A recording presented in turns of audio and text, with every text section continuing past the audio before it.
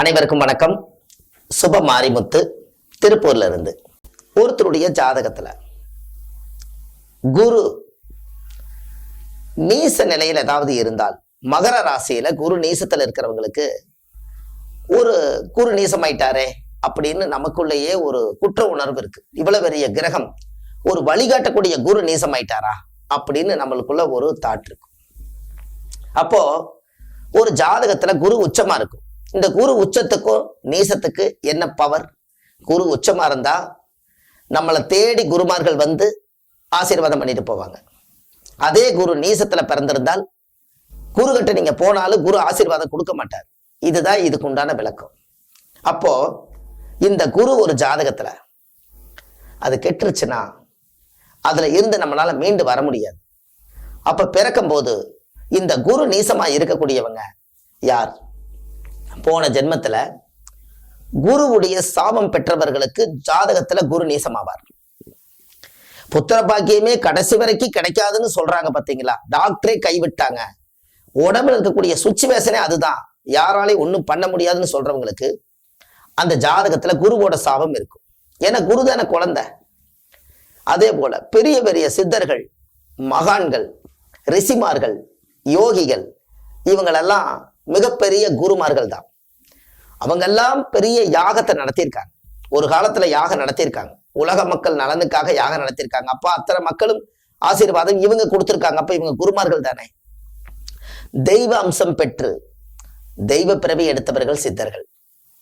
அப்பேற்பட்ட அவங்களுடைய ஆசீர்வாதம் நம்ம மேல ஒரு கை பட்டாலோ, இல்ல இந்த ஒரு ஆசீர்வாதம் இந்த கையிலிருந்து வாங்கினாலோ, எப்பேற்பட்ட ஜாதகத்துல குரு தோஷம் இருந்தாலும் நீங்கும். ஆனால் அப்படி இருக்கும் காலகட்டங்கள்ல அந்த குரு நீசமா இருக்கக்கூடியவங்களுக்கு எளிய பரிகாரம்.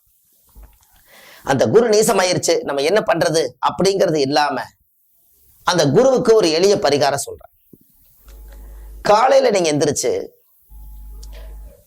ஸ்ரீராம ஜெயம் 108 முறை ராமநாத சுவாமியுடைய படத்தை வீட்டுல வச்சு காலையில எந்திரிச்சொன்னையுமே ஒரு விளக்கு பத்த வச்சு ஸ்ரீராம ஜெயம் ஸ்ரீராம ஜெயம் ஸ்ரீராம ஜெயம் ஸ்ரீராம ஜெயம் ஸ்ரீராம ஜெயம் ஸ்ரீராம ஜெயம் இப்படி ஒரு 108 முறை சொல்றதுக்கு ஒரு 5 நிமிஷம் போதும். அதுக்குள்ளேயே நம்ம சொல்லிடலாம்.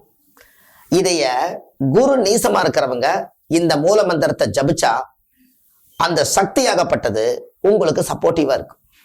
அந்த அனுகிரகம் உங்களுக்கு கிடைக்கும்.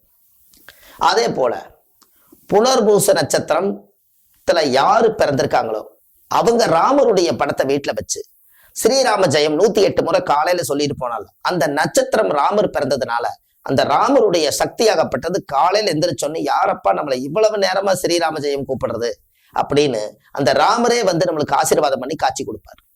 அது காலையில எந்திரிச்சு நீங்க ஒரு சங்கல்பமா எடுத்துக்கொண்டு 108 முறை இந்த ஸ்ரீராம ஜெயம் நீங்க சொல்லிட்டு போனீங்கன்னா உங்களுக்கு எவ்வளவோ ஒரு சந்தோஷம், நிம்மதி கண்டிப்பா கிடைக்கும். உங்களுக்கு ஒண்ணு தெரியுமா? நம்மளுடைய மனக்கவலைகள் அதிகமா இருந்தாலோ, இல்ல நம்ம காரிய சிலதெல்லாம் தட்டி தட்டி போயிட்டு இருந்தாலோ 108 முறை ஸ்ரீராம ஜெயம் பேப்பர்ல எழுதி மாலையா கட்டி கொண்டு போய் ராமருடைய கழுத்துல போடுவாங்க. பார்த்திருக்கீங்களா? அது எழுதினாலும் ஒண்ணுதான், நீங்க ஜபிச்சாலும் ஒண்ணுதான். எப்படி?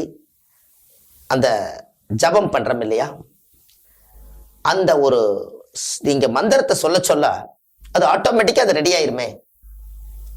அந்த தோஷம் ஏதாவது நம்ம ஜாதகத்துல குரு சாபங்கள் நீங்க ஏதாவது வாங்கியிருந்தாலும் கூட அந்த தோஷம் எல்லாம் ஸ்ரீராம ஜெயம் 108 முறை தினமும் சொல்லும்போது அந்த பட்ட துன்பம் எல்லாம் பறந்தோடி போயிடும்.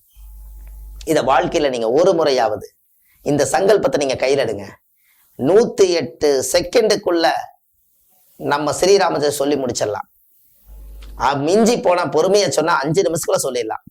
கடவுளுக்காக ஒரு 5 நிமிஷம் ஒதுக்கி உங்களுடைய வலிமை நல்ல பலமாகிறதுக்காக, இந்த ஜாதகத்துல குரு நீசமா இருப்பதுக்காக இந்த ஸ்ரீராம ஜெயத்தை நீங்க சொல்லிட்டு வாங்க. புனர்பூச நட்சத்திரம் கண்டிப்பா, இந்த நட்சத்திரக்கார் கண்டிப்பா ஸ்ரீராம ஜெயம் சொல்லணும்.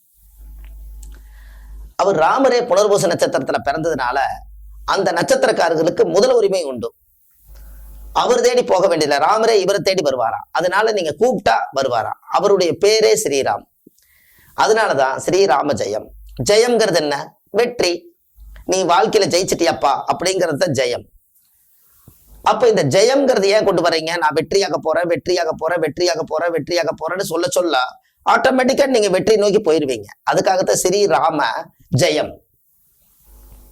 கண்டிப்பா ஜெயமாயிருவோம்.